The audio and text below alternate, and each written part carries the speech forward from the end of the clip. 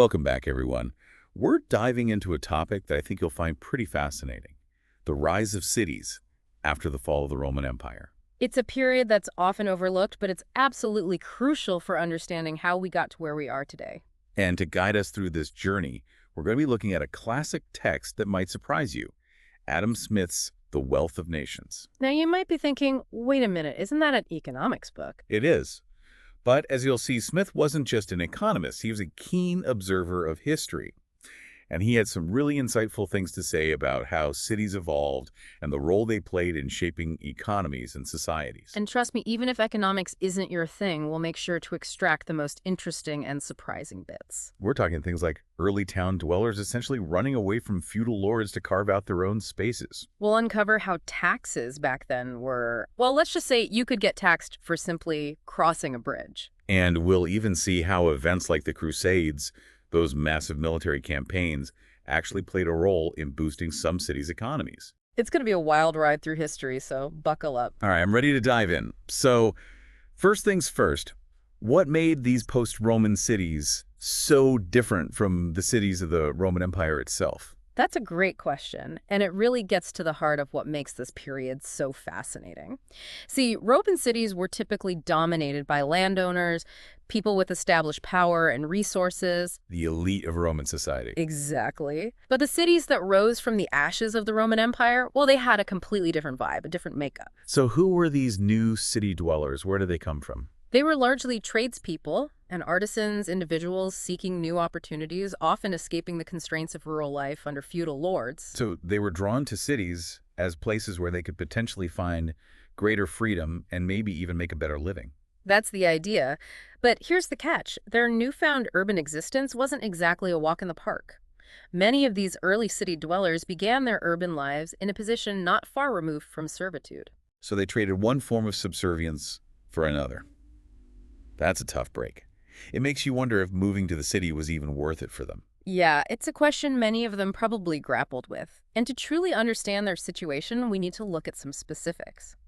Smith provides some striking examples of the limited rights these early citizens had. Imagine this: needing a lord's permission to marry off your own daughter. Wow. No freedom to choose who your children marry. That's pretty restrictive. Absolutely. And it gets worse. They often didn't have the right to inherit property or even the freedom to decide what happens to their belongings after they die because they couldn't make a will. So basically, they had very little control over their own lives and their own futures. Those examples really put things in perspective. It makes you realize that the freedoms we often take for granted, well, they were hard-fought victories for those who came before us. Absolutely. And that fight for freedom is woven into the very fabric of how cities rose to power. But their path to autonomy was anything but straightforward. Imagine navigating a world of medieval taxes that felt like a bizarre game with ever-changing rules. Oh, yeah. I remember reading about that in Smith. All those crazy taxes with names like passage, pontage, lastage, and stallage. It's enough to make your head spin. It sounds like they couldn't take a step without someone hitting them with another fee. It was practically unavoidable. You wanted to travel through a certain area, passage tag, Maybe cross a bridge. pontage, transporting goods, lastage, Setting up shop in the market. stallage. It's almost like a medieval version of all those annoying airport fees we deal with today. I can definitely see the parallels there. But as they say, necessity is the mother of invention, and some shrewd traders figured out how to play the system. This is where those free traders Smith mentions come in, right? The ones who figured out a way around all those pesky taxes. You got it. These traders, though, still operating within a system that limited their rights, found a clever workaround. They'd essentially strike deals with powerful lords, paying a form of protection money in exchange for exemption from those constant taxes. So it's like buying their own little piece of economic freedom. Exactly.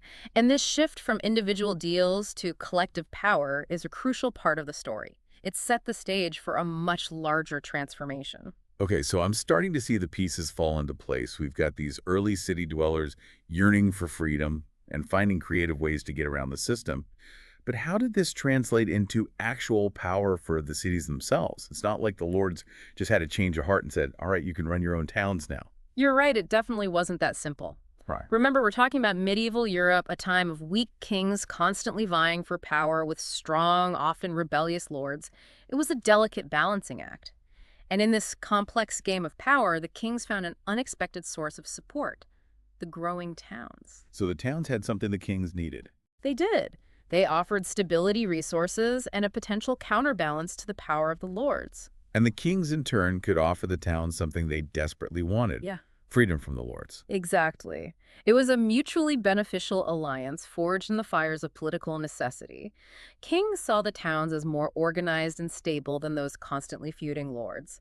And the towns, well, they saw an opportunity to break free from the grip of the lords and chart their own course. That's fascinating. It's like both sides saw an opportunity to gain an advantage by working together. So how did this alliance play out in practice? Did the kings start granting the towns more autonomy, like the right to form their own governments and collect taxes? It did. And one of the key turning points was when towns started farming their own taxes. Farming taxes, what does that even mean? Well, it was already a common practice for land at the time, but extending it to towns was a real game changer. Essentially, the king would say, okay, you townspeople, figure out how to collect the taxes I'm owed. Just give me a fixed sum each year, and whatever you manage to collect on top of that, well, that's yours to keep. Oh, that's brilliant. It gave the towns a real financial incentive to be efficient, and it shifted a significant amount of power away from the lords. Those early city dwellers were pretty sharp. They were. This financial autonomy, coupled with the growing political support from the kings, marked a turning point. Cities were no longer just settlements of traders and artisans. They were evolving into powerful entities capable of challenging the existing feudal order. So we've gone from escaped serfs to savvy traders to city-states challenging the power of lords. It's amazing how these seemingly small steps led to such massive changes. And we're just getting started. It's important to remember that Smith emphasized that the rise of cities wasn't just about military might or political maneuvering. It was fundamentally about economic activity and innovation. For him, cities were the engines of prosperity. So they weren't just fortresses huddled against the lords. They were buzzing with trade and brimming with new ideas. Exactly. Think of it this way. Those serfs fleeing to the towns, they weren't just running away. They were bringing their skills, their knowledge, and even their hidden capital with them. This influx of talent and resources created a kind of positive feedback loop, fueling a cycle of growth and innovation. It's like those modern-day tech hubs like Silicon Valley that attract talent and investment from all over the world. Same principle, just a different century. That's a fantastic comparison. And in addition to this internal dynamic, cities, particularly those located on coasts or rivers, had another ace up their sleeve: access to global trade routes. This opened them up to new goods, new ideas, and new sources of wealth. Even if the surrounding regions were relatively poor. Exactly, because they became these vibrant hubs connecting different parts of the world. And Smith, he brings us to life in The Wealth of Nations with vivid examples. He talks about the bustling trade centers of the Greek Empire, the economic dynamism of the Saracens, and the flourishing markets of Egypt under the Moors. It's like he's painting this picture of a vibrant medieval world interconnected by trade and cultural exchange. Precisely. And this brings us to a really crucial point about cities. They could create wealth even if the surrounding regions were relatively poor because they acted as these incredible multipliers of economic activity. So trade was bringing in all these new goods and ideas, sparking new desires and demands. What happened next? Did this influx eventually lead to local production taking root in the cities? You've hit on a key point. The influx of goods through trade really set off a chain reaction. It created this demand among the elites for luxurious foreign goods, silk, spices, fine fabrics, you name it. So those fancy imported goods sparked a whole new ways of economic activity. Exactly. And as that demand grew, local merchants realized, hey, it might actually be more profitable to produce these goods ourselves rather than relying solely on imports. So the seeds of local manufacturing were sown. I'm sensing a pattern here. First, you have trade, and then you have this rise of local production. It's all connected. And if I remember correctly, Smith actually talks about how this shift towards local manufacturing happened in a couple of distinct ways, right? You're absolutely right. Smith makes this clear distinction between two paths to manufacturing. I'm all ears. Tell me more. Okay, so picture this. A group of savvy Venetian merchants who decide they're going to set up their own silk production operation. Oh, so they're like, we're tired of paying those high prices for imported silk. Let's just make it ourselves. Exactly. They see a demand, they're driven by profit, and they're often using those foreign materials and techniques as their models. This is what Smith calls the top-down approach. So it's very strategic, very profit-driven. Absolutely. Now contrast that with what Smith calls the bottom-up path. This one is more organic, less about those grand schemes and more about slow, steady refinement. It's about those rural crafts often practiced in households that gradually improve in quality and sophistication over time. So like a family recipe that gets passed down and perfected through generations. That's a great analogy. They might start by serving local markets using readily available materials, but as their skills and techniques are honed, they eventually reach wider markets and evolve into more complex industries. So one path is driven by merchant ambition, the other by the gradual refinement of those traditional crafts. It's fascinating to see how these different approaches both led to the same outcome, the growth of local manufacturing. It really is.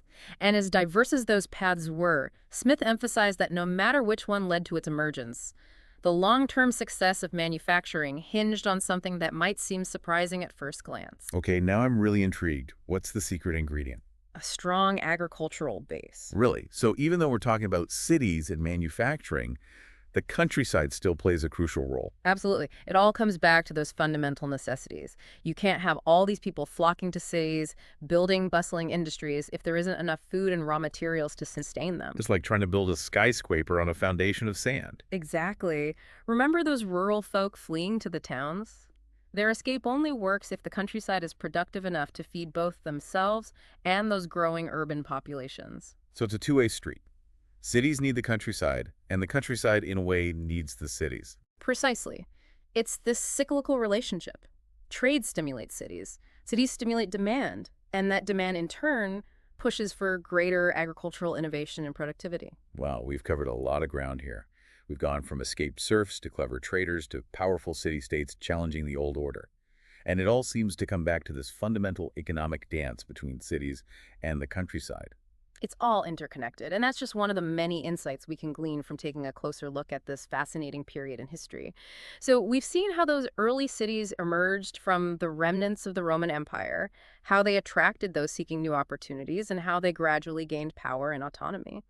But one thing Adam Smith really emphasized in The Wealth of Nations was this crucial link between thriving cities and a productive countryside. Right, they're not these separate entities, but rather two sides of the same coin. Exactly. Cities may be the bustling centers of trade and innovation, but they can't function in isolation. They need a steady flow of food, raw materials, and even labor from rural areas. So it's like a two-player game where both players have to cooperate to win. I like that analogy. And here's the fascinating part. As cities grow and prosper, they create more demand for these resources, which in turn incentivizes agricultural innovation and increased productivity in the countryside. So it's like a positive feedback loop. The success of one fuels the success of the other.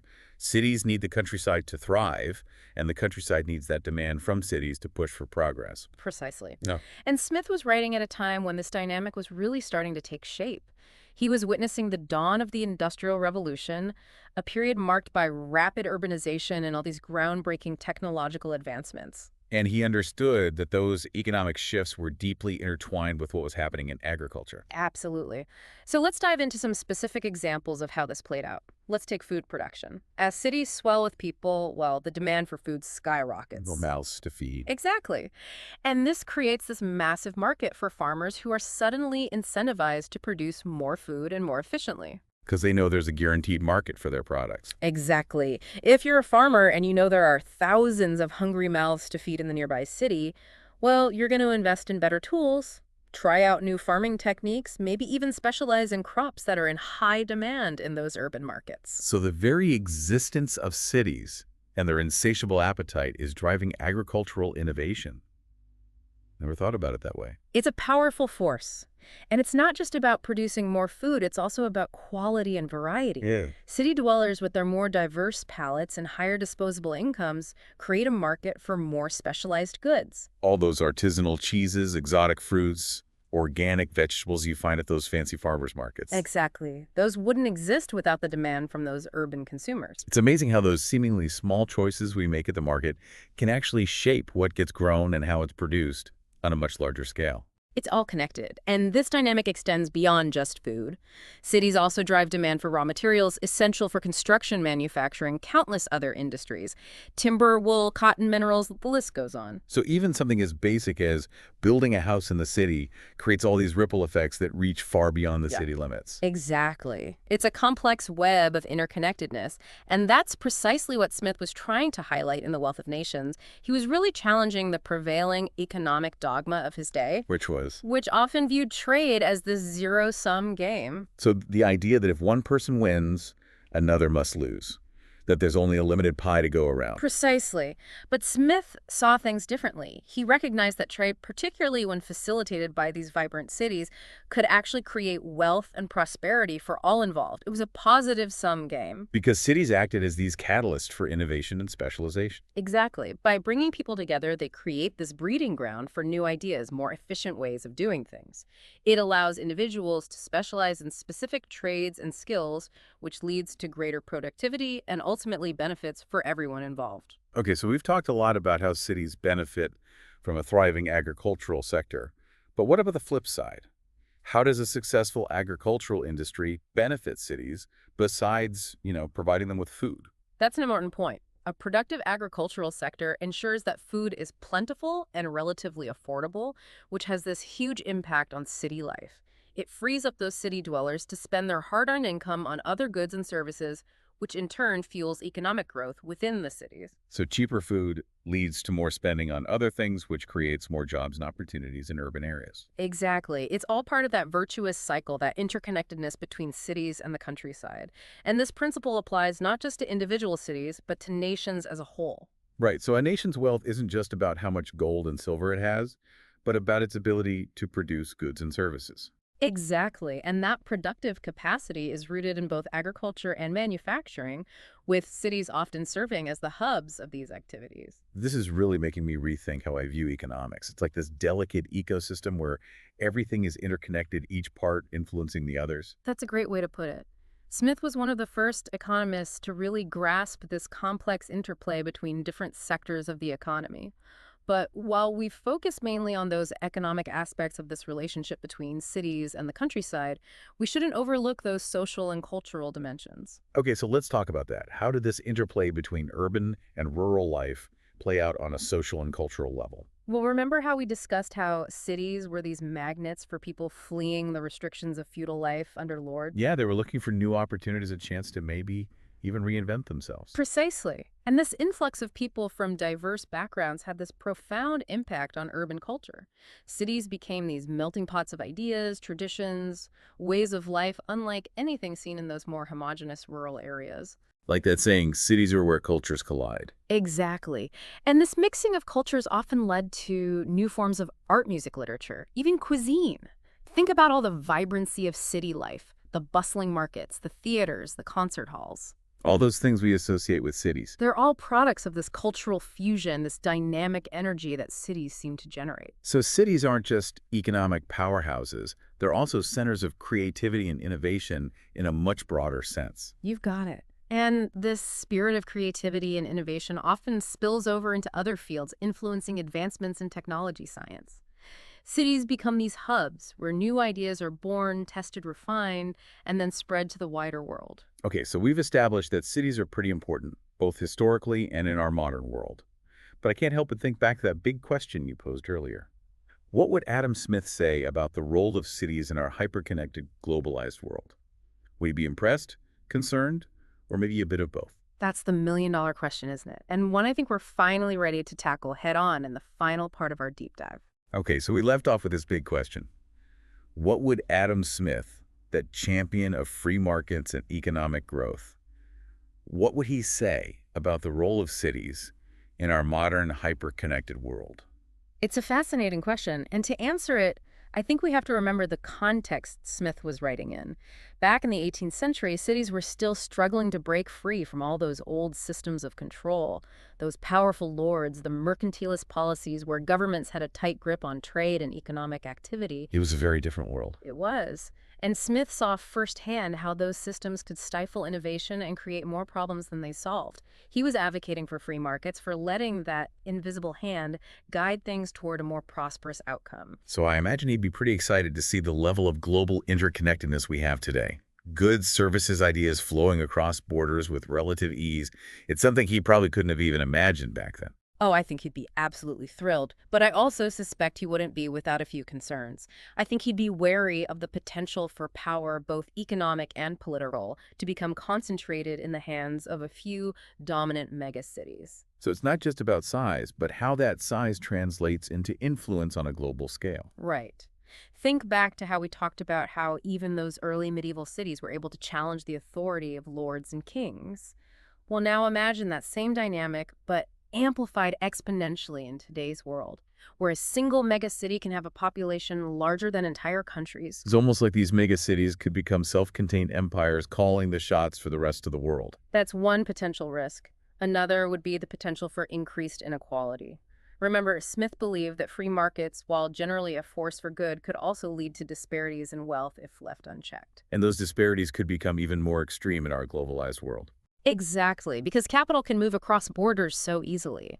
So you have this scenario where megacities become magnets for talent and investment, driving incredible innovation, but also potentially leaving behind those who can't keep up or who are located in areas without those same advantages. And I think this is where Smith's deep understanding of human nature would come into play. He wouldn't just be looking at the economic numbers, he'd be thinking about the social consequences. Right. I believe he'd be particularly concerned about the plight of rural communities, those who might get left behind, as economic activity becomes increasingly concentrated in urban centers. Because even though he championed cities and their role as engines of progress, he also recognized the crucial importance of a strong agricultural foundation. Absolutely. And a thriving rural population. I think he'd urge us to think deeply about how to ensure the benefits of globalization are shared more equitably, how to avoid creating a world sharply divided between those urban haves and rural have-nots. It's like we need to find ways to bridge that gap to make sure the success of cities doesn't come at the expense of those who live outside those bustling urban centers. Couldn't agree more. And I'm confident Smith, with his belief in human ingenuity and our capacity to solve problems, would be optimistic about our ability to strike that balance. That's a hopeful thought.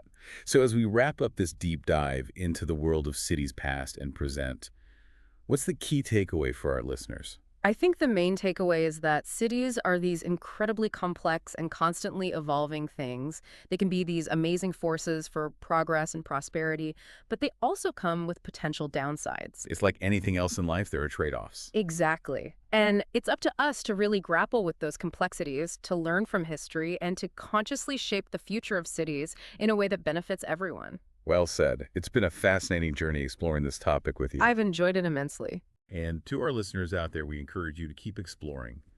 Delve deeper into the history of a city that's always intrigued you. Or maybe check out some of Adam Smith's work and see how his ideas are still relevant today. Because as always, there's always more to learn.